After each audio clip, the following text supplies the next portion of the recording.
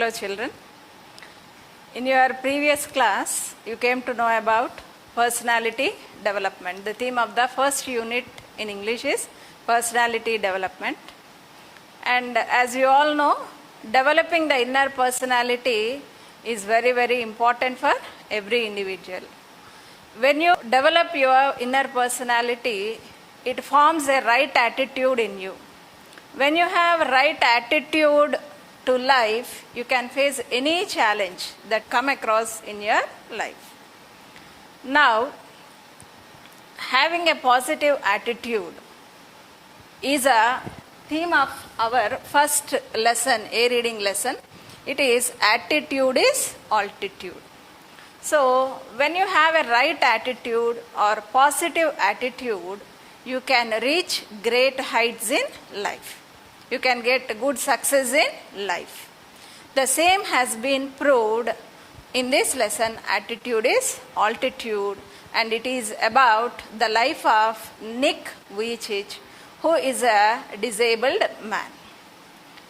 Before moving into the lesson, let me tell you a small story about positive attitude. There lay two seeds in the fertile soil. One of the seeds was with positive attitude and the other one was with negative attitude. The first seed was positive.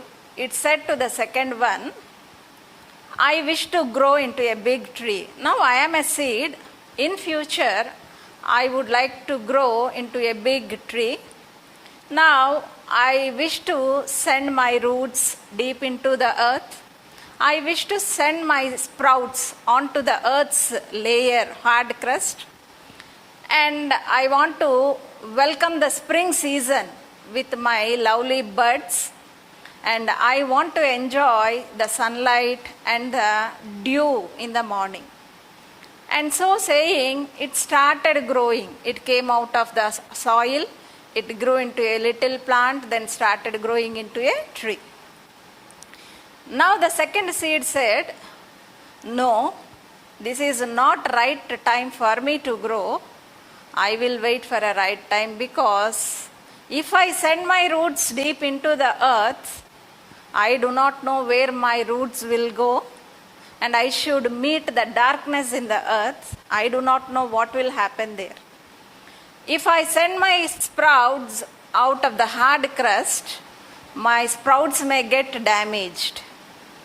And if I open up my buds, the snails may come and eat my buds. And when I open up my blossoms, children may pull me out of the crust. So all the things the second seed thought in a negative manner. And so saying, the second seed said, this is not right time for me to grow. I should wait, and I will wait for right time. So saying, it did not come out of the earth. After a few months, a yard hen came searching for its food, and it scratched the earth. It found the seed and it ate and went away. And the second seed ended up its life without doing anything. Now children, here the first seed, which was with a positive attitude, grew up in life. And the second seed, which was with a negative attitude, it ended up its life uselessly. So children, now for all of us, one thing is very important, that is positive attitude. So when you have positive attitude towards life, you can grow up in life. Now this first lesson in the first unit, attitude is altitude, is a best example for the positive attitude. Unit 1, reading A lesson, attitude is altitude. The person whom you see in the picture is Nick Vujicic. He was born crippled. Cripple means a person who cannot use his or her arms or legs in a normal way. Trunk, head and a small foot on the left hip was his body. He is a torso. he cannot walk or move as others do. Always he needs somebody's help. But today he is a famous motivational speaker. He travels all over the world motivating especially young people. And he has many admirers across the world. He is a ray of hope to the differently abled people. And in this lesson, you will come to know how his positive attitude to life took him to great heights in life. Children, now it is time to imagine the idea given in the first paragraph. Let us read the paragraph. Imagine having no arms to stretch in the morning, to help you scratch that itch, to allow you to wrap your arms around your loved ones. Imagine having no legs to kick pebbles down the street, to walk or run, to bicycle or skateboard, or get you from point A to point B. Then imagine both at once. Now you imagine, which is what Nick Vujicic has faced his whole life. Have you heard something like this before? Usually, what do we do with our arms? Early in the morning, when we wake up from sleep, we stretch our body, stretch our hands. What is the meaning of stretch? Extend. See, you stretch your hand like this. It means extend. You extend your hands. And whenever you feel the itching sensation on your body, you scratch. Scratch means rub. And whenever you meet your brother or sister or your mother or your friend, what do? Sometimes you wrap your arm around the beloved ones. So these are all the things which we do with our arms. And what is the use of the legs? We walk with our legs, we run with our legs, and when we walk on the streets, we may see pebbles on the road. Pebbles means small stones. So unnoticingly, we just kick them down.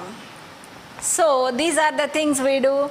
And when we wish to go from one place to another place, we walk with our legs or we bicycle from one place to another place. For this activity also you need legs. And skating, for using the skateboards you need legs. So these are all the different activities which we do daily in our lives with arms and legs. But these arms and legs were not there for Nick. But this disabled man, Nick, he, with his attitude means way of thinking, he turned out to be a motivational speaker, and that too, the world famous motivational speaker. Now, coming to Nick's life. Nick is a motivational speaker. Today he is a world famous motivational speaker. In his life, he was with both types of attitudes. From his birth to his 12 years of age, up to his 12 years of age, he was in depression.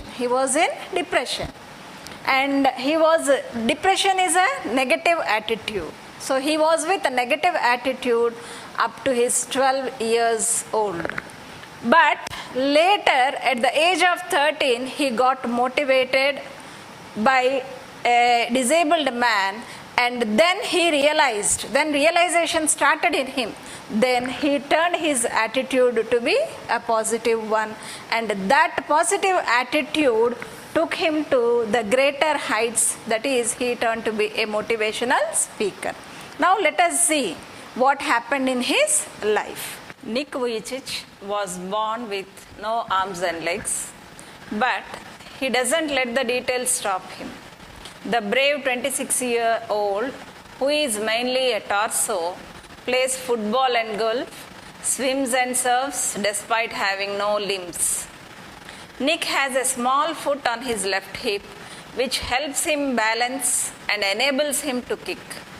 He uses his one foot to type, write with a pen, and pick things up between his toes. I call it my chicken drumstick, joked Nick, who was born in Melbourne, Australia, but now lives in Los Angeles, I would be lost without it. Water sports aren't Nick's only thing. He also plays golf with a club tucked under his chin and is a huge fan of English Premier League. Coming to Nick's life.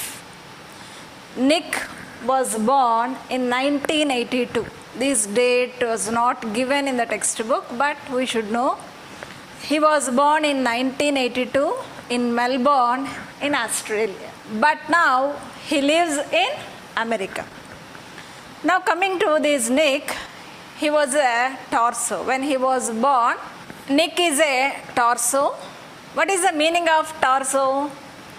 The torso means only the trunk of a human body, without head, without arms and without legs. It is called torso. But he is a torso and his body is head, trunk and a small foot on the left hip. Hip means joint. So this is the body of Nick. And this body, with this disability, he became a successful person. And with this small foot on the left hip, he plays golf and he plays football. And not only these two, he is good at water sports also. What are water sports? Swimming and surfing. He swims, he surfs over the sea water with the help of this small foot on the left hip. Now this small foot, it helps him balance his body. He has low center of gravity and with that he balances his body, and this small foot, he uses it for writing with a pen, for kicking a football, because he is a great fan of football, English Premier League. And so he is good at football also. He kicks the ball and he writes and he types. He knows typing, and also he picks up the things which are on the ground with the help of this small foot. So this small foot is everything for him, and it makes him play all these sports and games. It allows him to do all the activities which we do, and this is everything for him. So Nick Vujicic, as you see in this picture, he is without arms and legs. He had a small foot on his left hip, and he called that small foot as a chicken drumstick. It is in the shape of chicken leg piece, so he funnily called that left hip as a chicken drumstick. And with this small foot, he plays football. He also plays golf with a club. Club means stick, tucked under his chin, and also he is a great fan of English Premier League. And not only this, he can swim and he can surf. Let us understand these expressions. He doesn't let the details stop him. Here, who is he? He refers to Nick Vujicic. And he did not let means allow. He did not allow the details. Details here means the disability, his disability, his deformity. He did not allow his deformity stop him from what?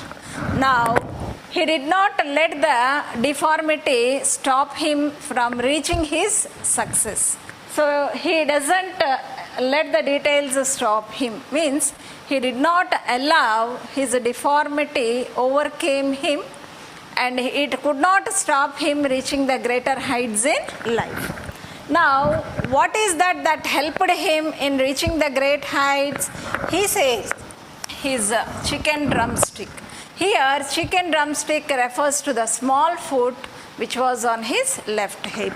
And now he says, I would be lost without it. And it refers to this chicken drumstick, and it is a small foot on the left hip. And this one made him successful. So I would be lost without it. Lost means here helpless. And he says he accepts the fact that even without this small food, he would be helpless in achieving his success. His parents decided not to send him to a special school.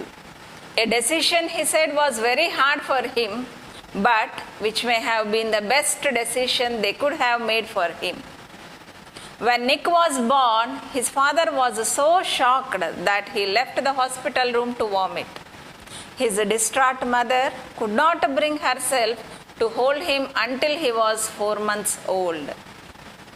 His disability came without any medical explanation, a rare occurrence called phocomelia.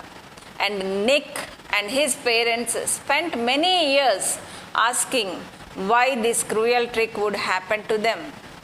My mother was a nurse and she did everything right during pregnancy, but she still blamed herself, he said. This is Nick's childhood photograph. And you see Nick's mother and father and his siblings, brother and sister. Nick's parents had made a decision that he should be joined in mainstream school but not in a special school. So this decision, though it was tough for Nick, later it proved to be the best decision. It was so hard for them, but right from the start, they did their best to make me independent. My dad put me in the water at 18 months and gave me the courage to learn how to swim. I also got really into football and skateboarding. I totally love the English Premier League. Nick's father was a computer programmer and accountant, and he taught his little son how to type with his toe at just 6 years old. His mom invented a special plastic device that meant he could hold a pen and pencil. Now let us know how Nick was helped by his parents. Nick's parents, his father, when he saw Nick in the hospital after he was born, he was very much shocked. Shocked means upset. He was upset and he ran out of the room. He ran away from the child and the room for vomiting. Means he got a vomiting sensation looking at a small child without arms and legs. And coming to his mother, she could not accept the baby until the baby got 4 months old. And at the age of 4 months, she could hold Nick closely. She could accept Nick as a child. So was his abnormality. The doctors explained that as a phocomelia, a rare occurrence. Occurrence means happening. A rare happening. It happens to a single person in crores. And this phocomelia is nothing but disease, or it is a happening in which arms and legs are not fully developed, or sometimes very close to the trunk, or in some cases they may not have arms and legs. His disability came without any explanation, but they named it as phocomelia. Absence of a leg, and in place of another leg there was a small foot which was underdeveloped, so they called it phocomelia. Nick's father and mother, they started accepting him as a child.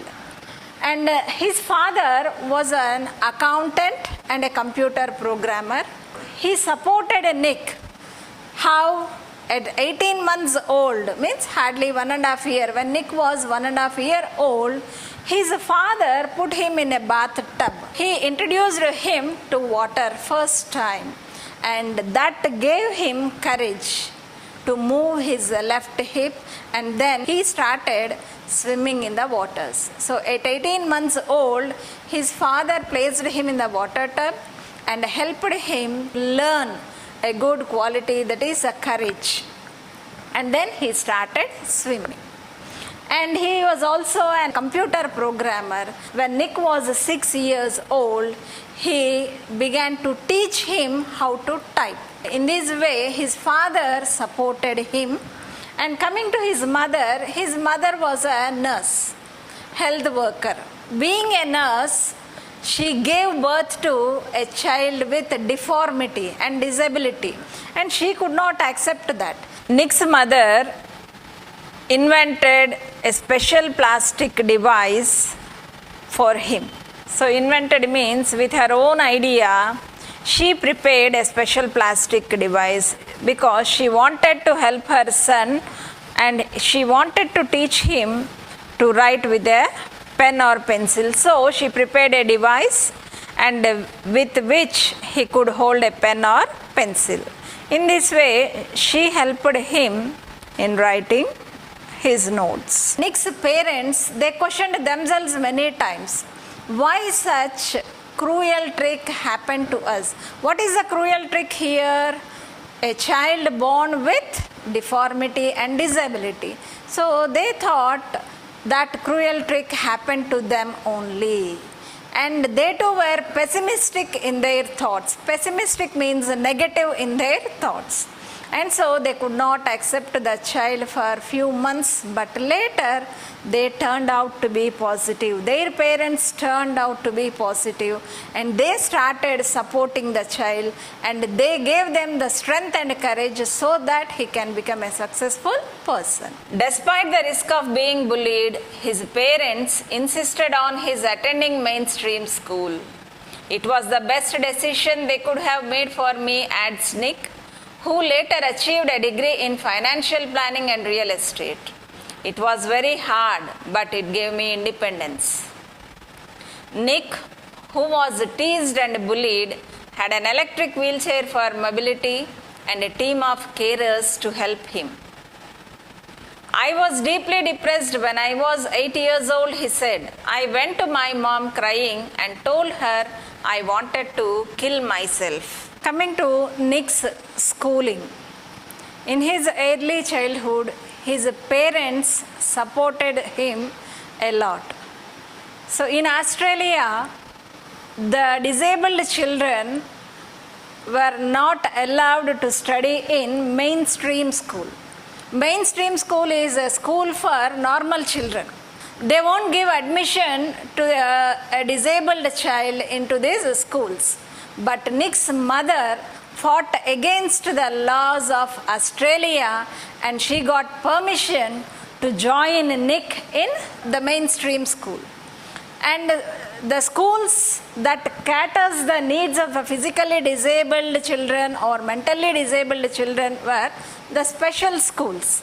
Actually, Nick was to join in that school, but his parents fought against the Australian laws and they made him join in mainstream school. And at the time of joining, Nick was with the negative attitude. He was with the fear that if he joins in the school, the children or his classmates or schoolmates may make fun of him. They may not accept him.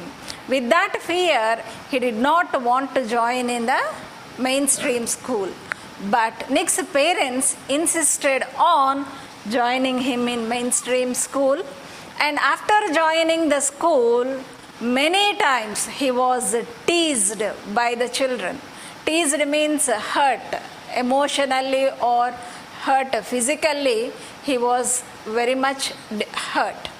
But instead of that, his parents encouraged him to be friendly with everyone in school, and so he started moving in a friendly manner and he could complete his studies. Finally, he became independent after his studies, after achieving a degree in financial planning and real estate. That degree made him independent. Independent in the sense there is a chance for him to get a job. So the decision of joining him in the mainstream school was tough at the time of joining, but later that very decision proved to be the best decision in his life and he became independent. Now, in this schooling days, he was with negative attitude. I felt cold and bitter. I hated God for doing this to me and was terrified of what would happen when my parents weren't there to look after me. I could brush my own teeth with a wall-mounted brush and wash my own hair with pump action soap, but there was so much that was impossible for me.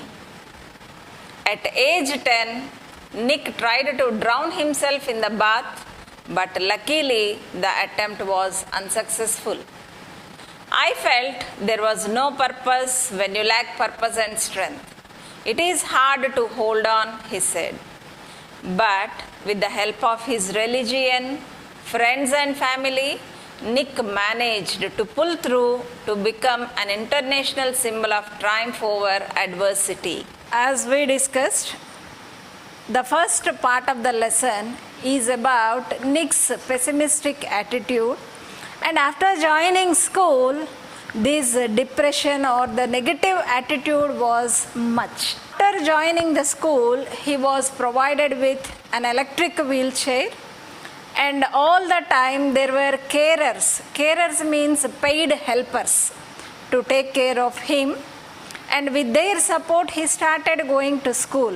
But he was with the thought that he would be made fun of his disability, and these carer also sometimes teased him. So with all this, he was depressed. And when he was 8 years old, he was totally in a depressed mood, and he wanted to kill himself. And he went to his mother crying and said to her that he wanted to kill himself. But his mother always encouraged him, saying that he can live like a king because he had an electric wheelchair and carers to take care of him. But every time when he was depressed, he felt cold and bitter. Cold and bitter means angry. Angry with whom? He would never be angry with his parents, but he was angry with God. So he was angry with God because why this happened to me? When he saw all the children playing in the ground, sitting comfortably, talking to each other, that pained him much because he did not have arms and legs. So he was very angry with God, and he questioned many times why it happened to him. But all the time his parents supported him. And when he was 10 years old, again he tried to drown himself in the bath. But that attempt was also a failure. And when these attempts were failure, his mother started encouraging him. And now, at the age of 13, which was a turning point in his life, his mother showed him an article about a disabled man and asked him to read about the success of that person. And then, after reading that article about a disabled man, who instead of his deformity and disability is helping others. He is not only helping himself but helping others. When he read this article about a disabled man, he realized his mistake. Until then he was with negative attitude. When he saw the same disabled man with the positive qualities, he was very much influenced by that article, and he was impressed by the actions of that person and started thinking in a positive manner. He overcame depression after reading that article. In the meantime, he has faith in God. Slowly he developed faith in God, and the support of his family members, friends and all, he turned out to be an icon of success, and he is victorious over the adversities. And he proved himself to be a man who overcame his disabilities and proved to be a successful person. In his childhood, Nick suffered a lot When you see this picture, you see here Nick on a skateboard. Nick was riding with a plastic device which was invented by his mother, and it helped him to write. And he was playing like any other child, and the one who was very small looking at the parents helplessly. He overcame all these difficulties with the support of his religion, friends and family, and he managed to pull through all the difficulties of life, and he became an international symbol of triumph over adversity. So triumph means victory, adversity means the hardships. He faced many hardships in life.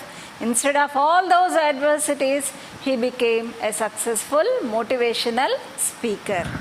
Nick's realization of the negativity of his mind led him to positivity in life. He gives a statement that there is no purpose when you lack purpose and strength. When you see this sentence, the word purpose has been used twice. There is no purpose. Here, what is the meaning of purpose? It means no reason or no value for life. So there is no value for life when you lack. Lack means no. When you do not have purpose and strength. What is the meaning of purpose here? Determination, strong willpower.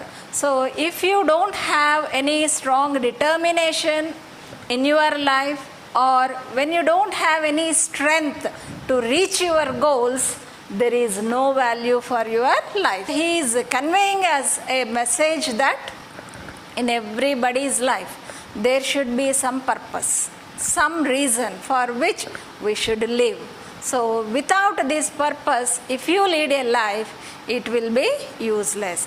There is no value for your life. He understood that, and then he continued his life with positivity. And how he became successful with this attitude, right attitude, we will see in the second session of the chapter.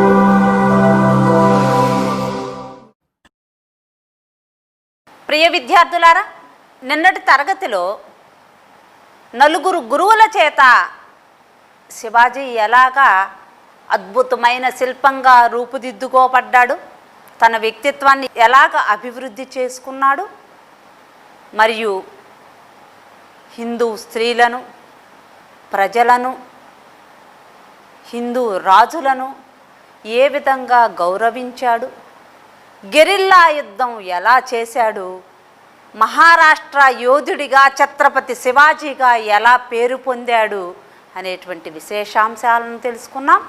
అలాగే కవి గారిని గురించి, నేపథ్యము, ప్రక్రియ గురించి మనం చెప్పుకున్నాం. ఈరోజు శివాజీ జీవితంలో జరిగినటువంటి విశేషాలను కవి మనకు ఏం చెప్పబోతున్నాడు అనేటువంటి కుతూహలం నాలో ఉన్నది. అది మీకు కూడా కలిగిందని నేను భావిస్తూ ఉన్నాను. చక్కగా శివాజీ యొక్క గొప్పతనం గురించి ఈ తరగతిలో మనం చెప్పుకుందాం. ప్రియ విద్యార్థులారా, ఈరోజు మనం ప్రవేశిక గురించి తెలుసుకుందాం. అంటే ఒక పాఠ్యభాగంలోకి ప్రవేశించబోయేటప్పుడు ఆ పాఠ్యభాగంలో రాబోయే విషయంలో ఏమి మంచి విషయాలు ఉన్నాయనేటువంటిది ఈ ప్రవేశికలో మనకి చెప్తూ ఉంటారు. అంటే పాఠంలోకి ప్రవేశించటం అన్నమాట. ఇక్కడ జాతి జీవన విధానాన్ని ప్రతిబింబించేది సంస్కృతి. భారతీయ సంస్కృతి స్త్రీలకు గొప్ప స్థానాన్ని ఇచ్చింది. పరస్త్రీలను తల్లులుగా, పరధనాన్ని గడ్డి పరకతో సమానంగా భావించుమని చెప్పింది. అటువంటి ఉదాత్తమైన భావనలను జీవన శైలిగా మలచుకొని పరిపాలన సాగించిన ధీరోదాత్త చక్రవర్తి ఛత్రపతి శివాజీ. శివాజీ జీవితంలోని ఒక సంఘటన మాతృభావనకు అద్దం పడుతున్నది.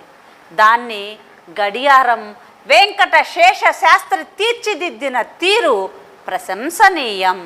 సహృదయతకు, మత సామరస్యానికి ప్రతీకగా నిలిచిన ఆ సన్నివేశాన్ని ఈ పాఠంలో చదువుకుందాం. జాతి జీవన విధానాన్ని ప్రతిబింబించేది సంస్కృతి.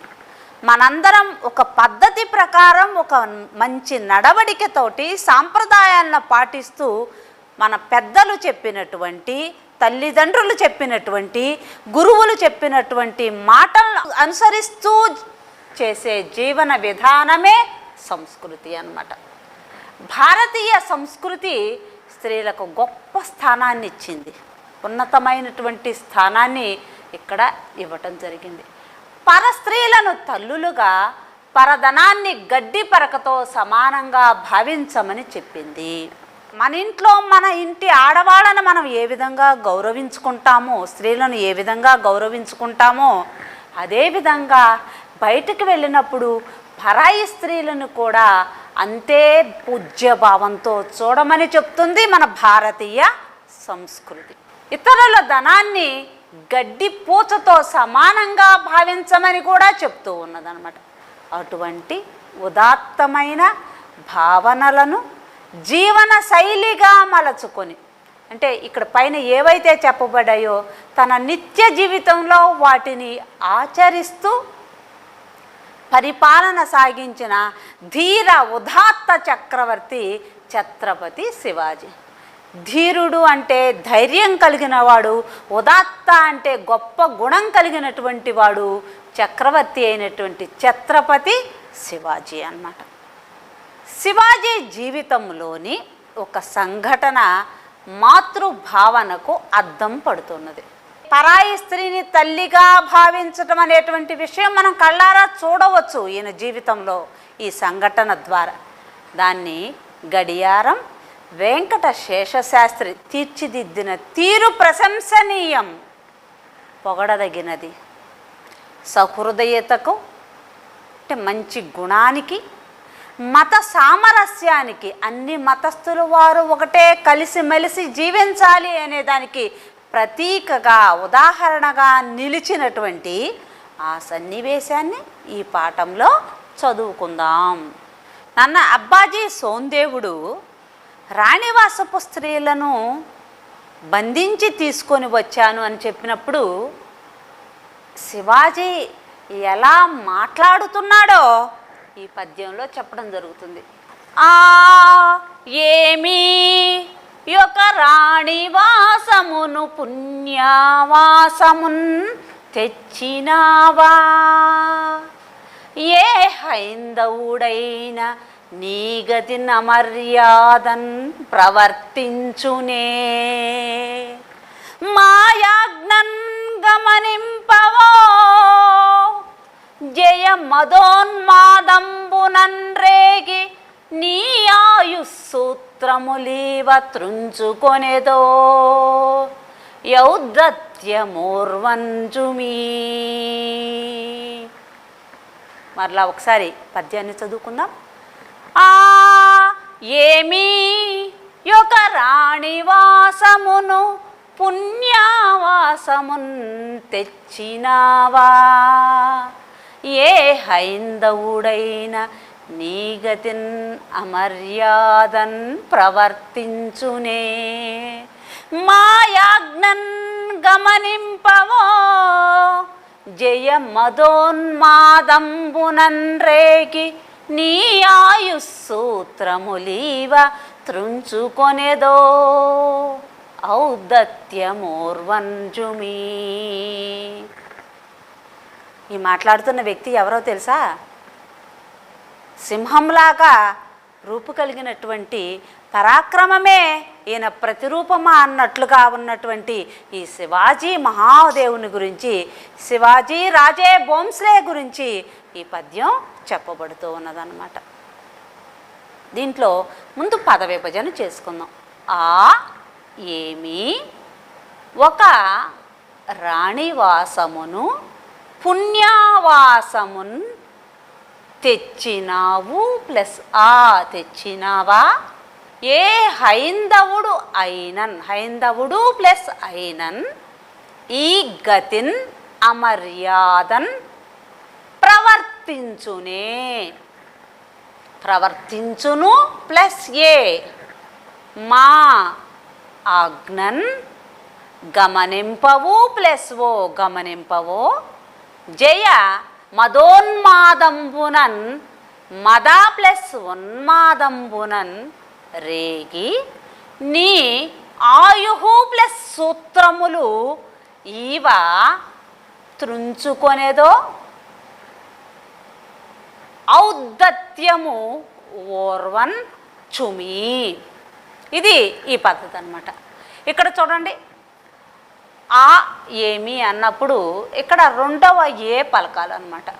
ఒక రాణివాసమును ఇలా పదాలను విభజించినప్పుడు మా ప్లస్ ఆజ్ఞన్, ఇక్కడ సంధి కార్యాలు ఏవైతే ఉన్నాయో ఇవన్నీ కూడా ఇక్కడ మనం చెప్పుకోవడం జరిగింది. ఆయు సూత్రములు అన్నప్పుడు ఆయుహు ప్లస్ సూత్రములు ఇవ త్రుంచుకొనేదు ప్లస్ ఓ, ఇట్లా పదాలను కొన్నిటిని మనం చెప్పుకున్నాం. ప్రతి పదానికి కూడాను మనం పద విభజన చేసుకున్నాం. ఇప్పుడు చెప్పబోయే దాంట్లో ఏంటంటే, ఒక ప్రతిపదార్థం మనకు 4 మార్కులు రావాలంటే మొదటిగా సంబోధనావాచకంతో ప్రారంభించాలి. ఎక్కడైనా ఇదిగో చూడండి, ఇట్లాగా సంధి పదాలు ఎక్కడైతే విడదీయబడి ఉన్నాయో ఆ వ్యాకరణ పరిజ్ఞానం మనకి ఉంది అని చెప్పినట్లయితే 2వ మార్కు ఇస్తారు. అలాగే అన్వయ క్రమము అని ఉంటుంది. ఒక వరుసగా ఈ పద్యంలో ఉన్న ప్రతి పదానికి కూడా అర్థాన్ని రాస్తే 3వ మార్కు ఇవ్వబడుతుంది. 4వ వాక్యము చివరి క్రియాపదంతో ప్రతిపదార్థాన్ని ముగిస్తే అది 4వ మార్కుగా మనకి రాబడుతూ ఉంది. సంబోధనావాచకం మొదట, తర్వాత సంధి పదాలను విడదీయటం, తర్వాత అన్వయ క్రమాన్ని పాటించడం, 4వది క్రియాపదంతో ముగించటం. ఈ 4 చేస్తే మనకి మార్కులు వస్తాయి అన్నమాట.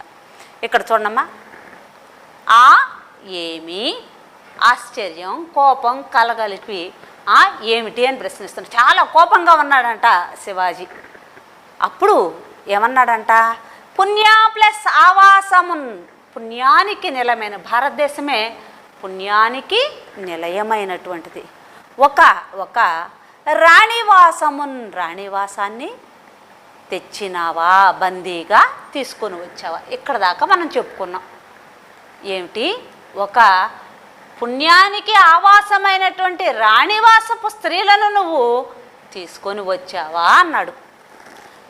ఏ హైందవుడైనన్ ఈ గతిన్ అమర్యాదన్ ప్రవర్తించునే. హైందవుడు అంటే హిందూ ధర్మాన్ని పాటించే ఎవరైనా కానీ ఈ గతిన్, ఈ విధంగా అమర్యాదన్, మర్యాద లేకుండా ప్రవర్తించునే, ప్రవర్తిస్తారా. ఇక్కడ దాకా అయిపోయింది. అమ్మ 2వ పాదం వరకు మనం చెప్పుకున్నాం.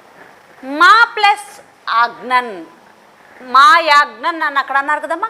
మా ప్లస్ ఆజ్ఞన్, నా ఆజ్ఞను గమనింపవు ప్లస్ ఓ, గమనించలేదా లేదా పట్టించుకోలేదా. జయ, యుద్ధంలో విజయం పొందినటువంటి మద ఉన్మాదంబుతో, మదము అంటే ఇక్కడ గర్వము, ఉన్మాదం అంటే పిచ్చి లేదా మత్తు అని అంటారనమాట. అంటే విజయాన్ని సాధించినప్పుడు గొప్ప కాదంట, విజయం సాధించిన తర్వాత మన ప్రవర్తన నిలబెట్టుకోవటం గొప్పతనం అంట. కానీ ఇక్కడ కళ్యాణి దుర్గాన్ని సోందేవుడు జయించాడు. కానీ మితిమీరిన ఉత్సాహంతో ఆ రాణివాసపు స్త్రీలను బందీలుగా తీసుకొని వచ్చాడు.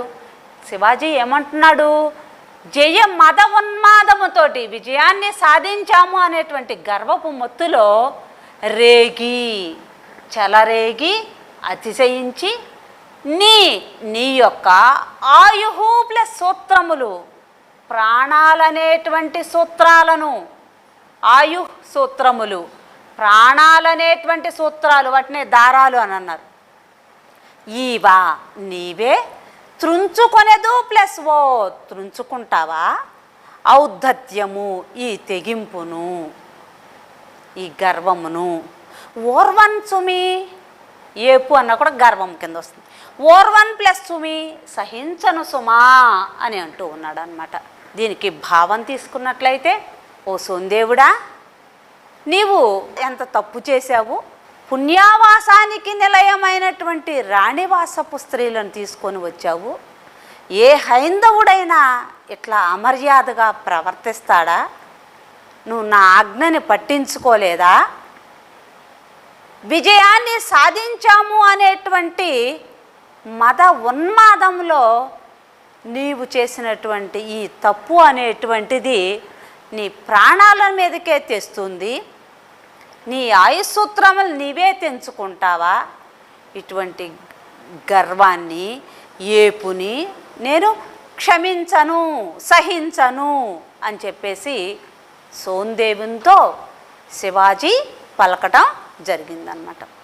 ఇక్కడ శివాజీ జైత్రయాత్రలకు లేదా దండయాత్రలకు వెళుతూ ఉన్నప్పుడు ఎలా ఉన్నాడో ఈ చిత్రంలో మనం చూడవచ్చు.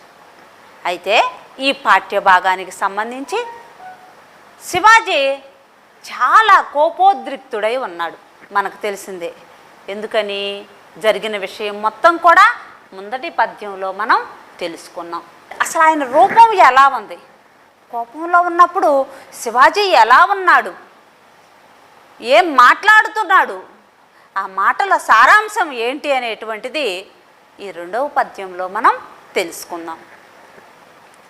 అనుచుంజేవురు మీరు కన్నుగవతో నా స్పందితోష్టంబుతో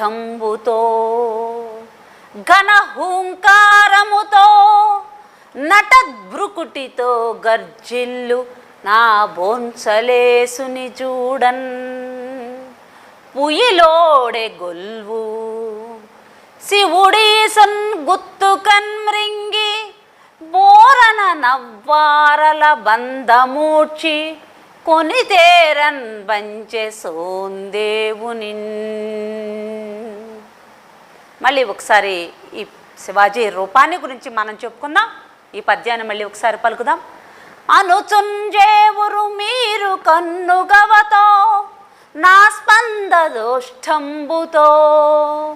ఘన హూంకారముతో నటద్భృకుటితో గర్జిల్లు ఆ బోన్సలేసుని చూడన్ పుయిలోడే గొల్వు శివుడీసన్ గుత్తుకన్ మృంగి బోరన నవ్వారల బంధమూర్చి గొనితేరన్ బంచె సోందేవుని.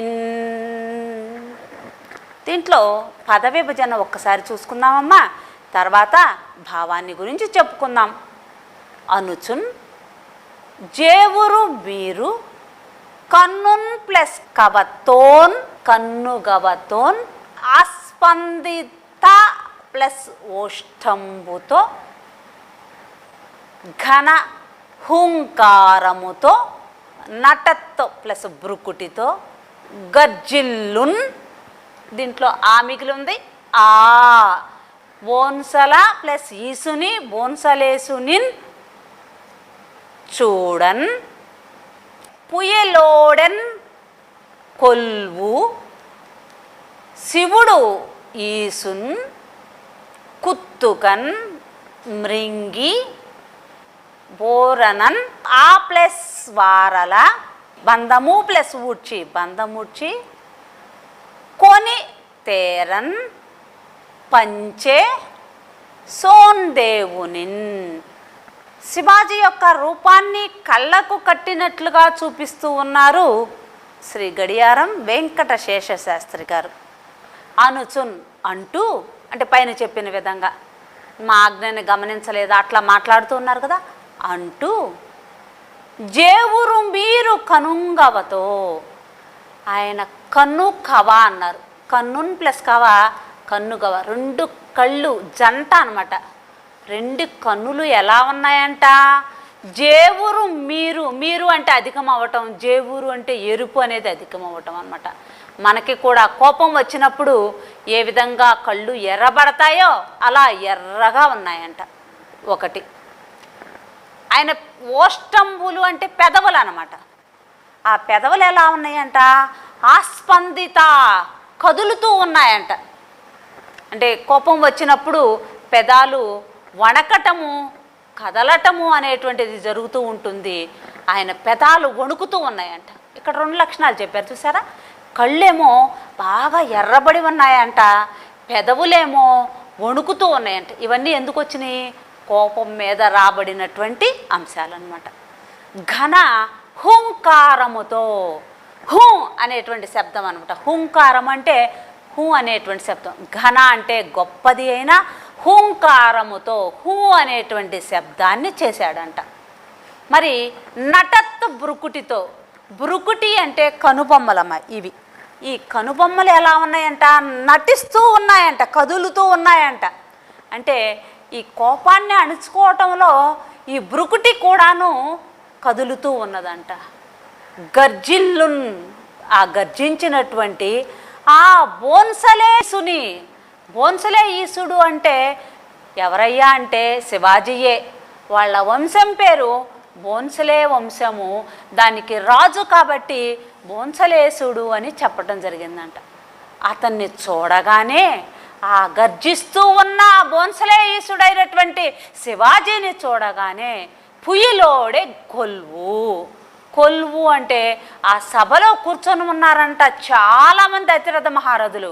వాళ్ళందరూ కూడా పుయ్యులోడే భయపడిపోయారంట ఆయన రూపాన్ని చూడంలోనే. మళ్ళీ ఒకసారి చెప్పుకుందాం.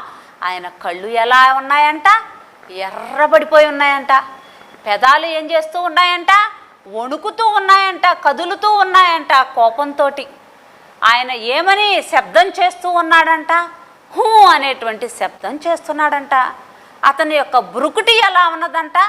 కదులుతూ ఉందంట. ఇవన్నీ కూడా, ఈ లక్షణాలన్నీ కూడా కోపానికి తార్కాణాలు. అట్లాగా గర్జించినటువంటి ఆ బోన్సలేసుని చూడగానే సభలోని వాళ్ళందరూ కూడా భయపడిపోయారంట. అప్పుడు ఆయన ఏం చేశాడు? మరి ఎవరికైనా కానీ కోపం వస్తుంది. కోపం జీవితకాలం ఉంటే ఏది కూడా సవ్యంగా జరగదు ఏ పని. అది గ్రహించినటువంటి వాడు, తెలివైన వాడైనటువంటి శివాజీ ఏం చేశాడంట? శివుడి ఈసున్ కృత్తుకన్ మింగి, కోపాన్ని గొంతులోనే మింగేశాన్రా అని మనం కూడా చెప్పుకుంటూ ఉంటాం.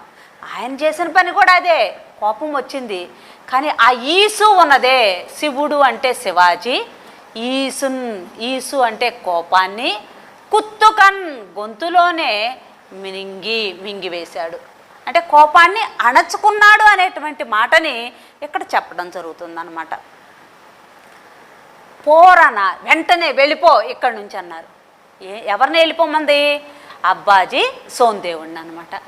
అవ్వారలు, ఆ స్త్రీలు ఉన్నారే, రాణివాసపు స్త్రీలు ఉన్నారే, ఆ వారినందరినీ, ఆ ప్లస్ వారలు, ఆ వారినందరినీ కూడాను బంధములు ఊడ్చి, బంధము అంటే సంకెళ్ళు అనమాట. వాళ్ళకి కట్టివేయబడి ఉన్నటువంటి ఆ సంకెళ్లను త్రెంచు, ఊడదియ్యి.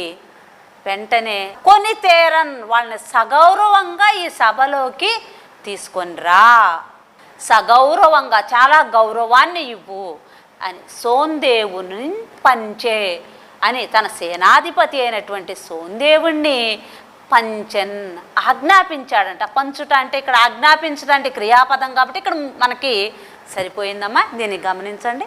ఇప్పుడు ఒక్కసారి దీని భావాన్ని చెప్పుకుందాం. ఎప్పుడైతే అబ్బాజీ సోందేవుడు కళ్యాణి దుర్గాన్ని జయించి ఆ రాణివాసపు స్త్రీలను బంధించి తీసుకొని వచ్చాడని తెలుసుకున్నప్పుడు శివాజీకి చాలా కోపం వచ్చిందంట. ఆ కోపంలో ఆయన ఇలా ఉన్నాడు. రెండు కళ్ళు ఎర్రబడిపోయి ఉన్నాయంట, పెదాలు కోపంతో అదురుతూ ఉన్నాయంట, గట్టిగా హుంకారం చేశాడంట.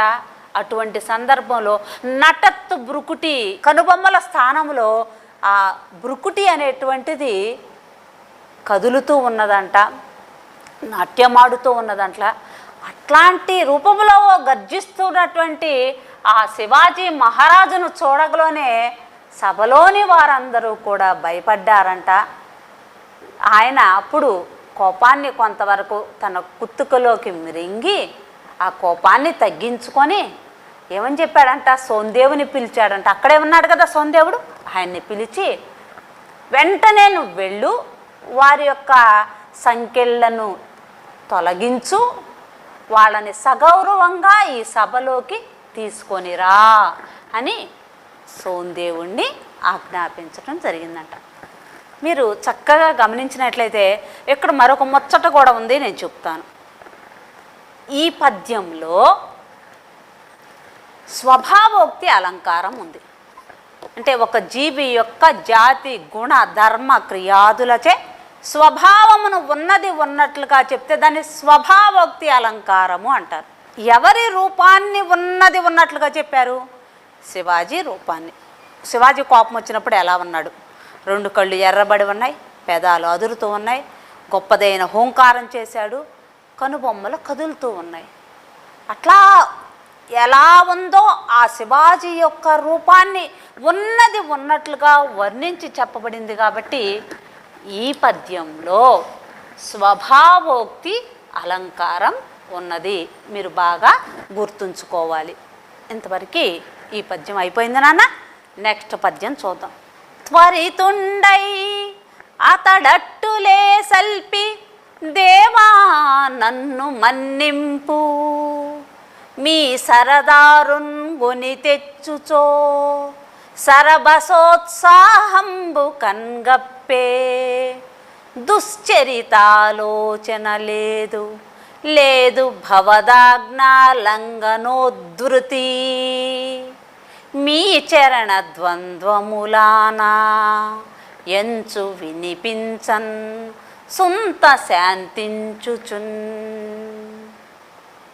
త్వరితుండయ్యతడట్టులే సల్పి దేవా నన్ను మన్నింపు, మీ సరదారున్ గొని తెచ్చుచో సరబసోత్సాహంబు కన్గప్పే, దుశ్చరితాలోచన లేదు లేదు భవదాజ్ఞాలంఘనోద్ధృతి, మీ చరణ ద్వంద్వములానయంచు వినిపించన్ సుంత శాంతించున్.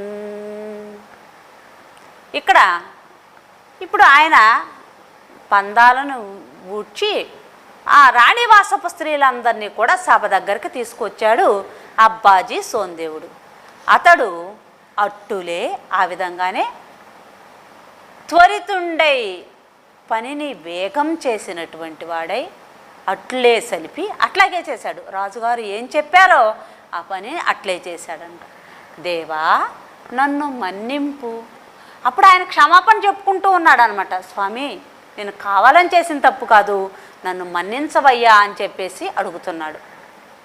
మీ సరదారున్ కొని తెచ్చుచో, మీ సర్దారును తీసుకొని వచ్చే సందర్భంలో, అంటే నేను కళ్యాణి దుర్గాన్ని జయించాను, వీరందరినీ కూడా తీసుకొని వస్తున్నాను అనేటువంటి సంతోషంలో సరబసోత్సాహంబు కన్గప్పే. సరబస ఉత్సాహం అంటే విజయము సాధించాను అనేటువంటి అధికమైన ఉత్సాహము నా కన్ను కప్పింది. అంటే మనం విజయం సాధించిన తర్వాతే చాలా జాగ్రత్తగా ఉండాలి. కానీ ఇక్కడ ఈ విషయాన్ని నా కన్ను కప్పింది, నేను గ్రహించలేకపోయాను అని చెప్పాడంట. దుశ్చరితాలోచన లేదు. అయ్యా దేవా నాకు ఎటువంటి చెడు ఆలోచన లేదు. దుశ్చరిత ఆలోచన, చెడు ఆలోచన లేదు. భవదాజ్ఞాలంఘనోద్ధృతి లేదు. భవత్తు మీ యొక్క ఆజ్ఞను లంఘనోద్వతి దాటాలి అనేటువంటి ఉద్దేశం లేదు, నాకు లేదు. మీ మాటే నాకు వేదవాక్కు, మీ ఆజ్ఞను దాటాలి అనేటువంటి ఆలోచన నాకు కలలో కూడా లేదు అని చెప్తున్నాడంట సోందేవుడు. మీ చరణ ద్వంద్వములు ఆనా. ఆనా అంటే ఒట్టు.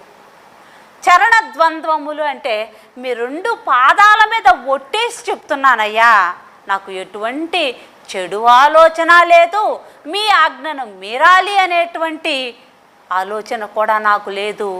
ఇంతకంటే నేనేం చేయలేను, మీ 2 పాదాల మీద ఒట్టేసి చెప్తున్నాను అని చెప్పేసి సోందేవుడు శివాజీతో పలికాడంట. అంచు వినిపించన్ అని వినిపించగా సొంత కొంచెం శాంతించుచున్, శివాజీ శాంతించడం జరిగిందంట. ఇది మొత్తంగా భావంగా ఒక్కసారి చెప్పుకున్నట్లయితే శివాజీ చేత ఆజ్ఞాపించబడినటువంటి అబ్బాజీ సోందేవుడు త్వరగా వెళ్ళి రాజుగారు చెప్పినట్లుగానే చేశాడు. వచ్చిన తర్వాత ఆయన రాజుగారితో మాట్లాడుతున్నాడు శివాజీ గారితోటి, అయ్యా దేవా, నన్ను మన్నించు, నన్ను క్షమించవయ్యా, మీ సర్దారుని తెచ్చాను అనేటువంటి మిక్కిలి ఉత్సాహంతో ఈ నా కన్ను కప్పింది. అంటే ఈ మీకు ఇష్టం లేని పనిని నేను చేస్తున్నాననే విషయాన్ని నేను గ్రహించలేకపోయాను. నాకు ఎటువంటి చెడు ఆలోచన లేదు, మీ ఆజ్ఞను మీరాలనేటువంటి ఆలోచన అంతకంటే లేదు, మీ 2 పాదాల మీద ఒట్టేసి చెప్తున్నాను అనుచు వినిపించగానే అప్పుడు శివాజీ కొంత శాంతించడం జరిగిందంట. ఇప్పుడు ఇక్కడ చూడమ్మా, ఆలోచించండి, చెప్పండి అన్నారు. ఇక్కడ 4 ప్రశ్నలు ఇచ్చారు. ఈ పద్యాలు 3 మీరు నేర్చుకున్నారు కదా, ఇందులో నుంచి ప్రశ్నలకు సమాధానం చెప్పండి. విజయ గర్వంతో నీవు చేసిన పని సరికాదనే మాటను బట్టి శివాజీ ఎలాంటి వాడని భావిస్తున్నారు? శివాజీ స్త్రీలను గౌరవించే గుణం కలిగిన వాడని, శత్రువులకు మర్యాదిచ్చే గుణం కలిగినటువంటి వాడని, తప్పు చేసిన వాడు తన సభలోని వ్యక్తి అయినా కానీ ఓర్చుకునే తత్వం లేనివాడని, అతన్ని మందలించే గుణం కలిగిన వాడని నేను భావిస్తున్నాను. స్త్రీల పట్ల మర్యాదగా ప్రవర్తించడం అంటే ఏమిటి? ప్రతి తల్లిని కూడాను, అంటే పరాయి స్త్రీలను తల్లిగా, చెల్లిగా ఎవరైతే పూజిస్తూ ఉంటారో, ఎవరైతే గౌరవిస్తూ ఉంటారో, అది స్త్రీల పట్ల మర్యాదగా ప్రవర్తించటం అంటే అని నేను భావిస్తున్నాను. శివాజీ కోపానికి కారణమేంటి? కోపంలో శివాజీ ఎలా ఉన్నాడు? ఇది మనం ఇందాక కూడా చాలాసార్లు చెప్పుకున్నాము. అబ్బాజీ సోందేవుడు చేసిన పని కోపానికి కారణం. కోపంలో శివాజీ కళ్ళు ఎర్రబడి ఉన్నాయని అతని రూపాన్ని కూడా మనం చక్కగా చెప్పుకున్నాము. అదే సమాధానం మీరు ఇక్కడ అనుచుంచే ఊరు మీర పద్యంలో ఉన్నటువంటి భావంలో ఉన్న విశేషాంశాలను ఇక్కడ మనం తీసుకోవచ్చు. సరబసోత్సాహంబు కన్గప్పే అంటే మీకేం అర్థమైంది? అంటే నేను విజయాన్ని సాధించాననే గర్వంలోనే ఉన్నాను, కానీ నా కన్ను కప్పబడింది, నా కన్నులే నన్ను మోసం చేసే నా ఆలోచన నాకు సరైన సమయంలో నిర్ణయం తీసుకోలేకపోవటం వలన నేను ఇలా ఇబ్బంది పడ్డాను అని చెప్పేసి సోందేవుడు పలికి ఉంటాడని నాకు అర్థమైంది. ప్రియ విద్యార్థులారా, ఈరోజు మనం ప్రవేశికలో ఉన్నటువంటి ముఖ్యమైన అంశాలను గురించి, అలాగే శివాజీ ఏ విధంగా సోందేవుణ్ణి మందలించాడు, అలాగే శివాజీ రూపం ఎట్లా ఉంది, ఆ తర్వాత సోందేవుడి మనసులో ఎటువంటి దురాలోచన లేదు, నన్ను క్షమించమని అడిగేటువంటి సన్నివేశాల వరకు ఈరోజు తరగతిలో మనం చెప్పుకున్నాం. రేపటి తరగతిలో శివాజీ యొక్క ఉదాత్త గుణాలకు సంబంధించినటువంటి, శౌర్య పరాక్రమాలకు సంబంధించినటువంటి, స్త్రీలను గౌరవించే విధానం గురించి తెలుసుకుందాం. ధన్యవాదములు.